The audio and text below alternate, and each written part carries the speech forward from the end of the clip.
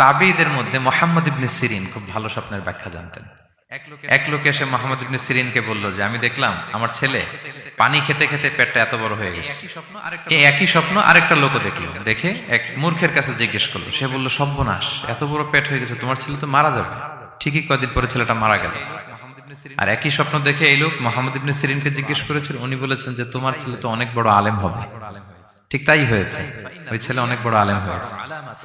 তো ফাইন্না রুইয়া তাকাউ আলা মা তুআব্বার, স্বপ্নের ব্যাখ্যা তেমন হয় যেমন এটার ব্যাখ্যা করা হয়। রাসূল সাল্লাল্লাহু আলাইহি ওয়াসাল্লাম একবার স্বপ্নে দেখলেন যে তিনি ওনাকে দুধ দেয়া হয়েছে, বাটিতে দুধ খাচ্ছেন, পরে আঙ্গুলের ফাঁক থেকে দুধ বেরোচ্ছে। এই সামান্য একটু দুধ রাসূল সাল্লাল্লাহু আলাইহি ওয়াসাল্লাম উমরে ফারুককে দিলেন। সাহাবারা বললেন, মাযা আউয়ালতা বিহি ইয়া রাসূলুল্লাহ, এটা তাওয়িল কি? তখন বললেন, আউয়ালতু বিহি আল ইলম, এটা দিয়ে আমি জ্ঞান বুঝিয়েছি। মানে উমরে ফারুকের আল্লাহ তাআলা অনেক জ্ঞান দিবে। স্বপ্নে কেউ দুধ খাচ্ছেন, এটা আপনার জ্ঞানের প্রতীক। রাসূল সাল্লাল্লাহু আলাইহি ওয়াসাল্লাম স্বপ্নে দেখলেন লোকজন দাঁড়ানো, কারো গায়ের জামা এতটুকু, কারো এতটুকু, কারো হাঁটু পর্যন্ত, আর উমরে ফারুক জামা একেবারে টেনে হিচড়ে যাচ্ছে। তো সাহাবারা বললেন, মাযা আউয়ালতু বিহি ইয়া রাসূলুল্লাহ, এই স্বপ্নের তাওয়িল কি, ব্যাখ্যা কি? রাসূল সাল্লাল্লাহু আলাইহি ওয়াসাল্লাম বললেন, আউয়ালতু বিহি আদ-দীন আত-তাকওয়া, এটা দ্বারা আমি দিনদারি বুঝিয়েছি। মানে উমরে ফারুকের দিনদারি অনেক বেশি। স্বপ্নে কেউ ছোট জামা দেখলে তার দিনদারি কমতেছে, এটার একটা আলামত।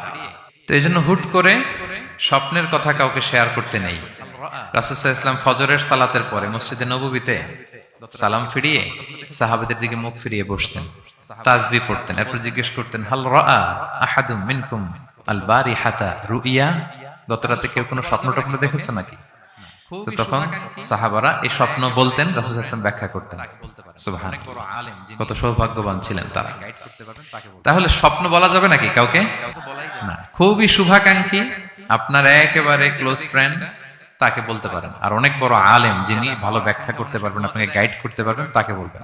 এছাড়া বলা যাবে না। আর খারাপ স্বপ্ন তো বলাই যাবে, আল্লাহ তাআলার কাছে পানা চাইতে হবে। তাহলে ঘুমিয়ে ঘুমিয়ে যেটা দেখি এটা কারোর কাছে বলা যাবে না। আর যেটা পাওয়ার আকাঙ্ক্ষা মানুষকে ঘুমাতে দেয় না, ওইটাও একটা স্বপ্ন। বলে না যে আমার জীবনের স্বপ্ন আমি এটা করব, এটাও স্বপ্ন। এই ভিশনও শেয়ার করা যাবে না কারোর সাথে। আপনারা তো ব্যবসায়ী মানুষ, টিপস শিখাই দেয় কিছু। বিশাল বড় একটা কিছু প্রজেক্ট নিছেন, শুরু করার আগে আপনি বলে ফেলছেন, শেষ, আর এটা হবে না। দেখবেন যে এখান থেকে কনস্পিরেসি, ওইখান থেকে শত্রুতা, ওইদিকে এটা করছে ওইটা করছে, আপনি আর আগাতেই পারবেন না। দুঃখজনক হলেও সত্য, আমরা বাংলাদেশিরা তো এগুলোতে অভ্যস্ত।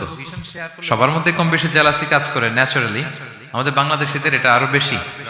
আমি আমার প্রায় আলোচনাতে বলি যে আমাদের জাতীয় খেলা হাডুডু হওয়ার কারণ হচ্ছে এই খেলার ধরনটাই এমন, একজন সামনে যেতে চায়, 10 জন পা ধরে পিছনে টানতে চায়।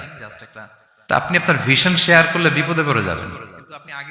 আপনি প্রপার হোমওয়ার্ক করবেন, গ্রাউন্ড ওয়ার্ক করবেন, কাউন্সিলিং করবেন, প্রজেক্ট দাঁড় করাবেন, লঞ্চিং প্রোগ্রামের দিন সবাইকে জানাবেন। সব রেডি, এবার আর কেউ কিছু করতে পারবেন, এটা দাঁড়ায় গেছে, সব রেডি আমার। লঞ্চিং জাস্ট একটা ফর্মালিটিস, তারপরে আমার কাজ শুরু হবে। কিন্তু আপনি আগেই যদি সবাইকে জানায় ফেলেন, হবে এটা? স্বপ্ন শেয়ার করতে নেই।